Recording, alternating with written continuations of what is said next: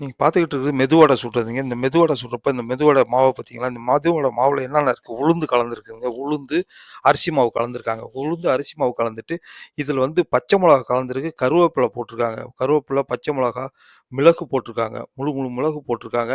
மல்லி இலை கொஞ்சம் தூவி போட்டிருக்காங்க. தேங்காய் கொஞ்சம் துருவி போட்டிருக்காங்க. தேங்காய் தூவி விட்டு சீரகம் கொஞ்சம் போட்டிருக்காங்க. சீரகம் போட்டிருக்கு. உப்பு போடணும். உப்பு தேவையான அளவுக்கு உப்பு போடணும். உப்பு போட்டு அடுத்தது கடல் மாவு போடணும். போட்டு பிணைஞ்சி தாங்க இந்த மாதிரி வருது. உங்களுக்கு மொறுன்னு வரணும்னா இந்த இது அத்தனையுமே இருக்கணும்.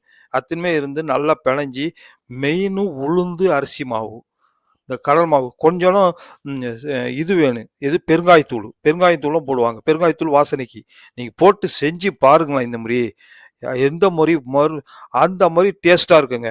இந்த டேஸ்ட்டு இதை சாப்பிட்டு பாருங்க. இந்த மாதிரி செஞ்சு டேஸ்ட் பாருங்க. நான் சொன்ன மாதிரி பெருங்காயத்தூள் போட்டுங்க, மிளகு போட்டுங்க, கருவேப்பிலை, மல்லி இலைலாம் போட்டு செஞ்சு பாருங்க. சூப்பராக இருக்குங்க. சப்ஸ்கிரைப் பண்ணிக்கிங்க.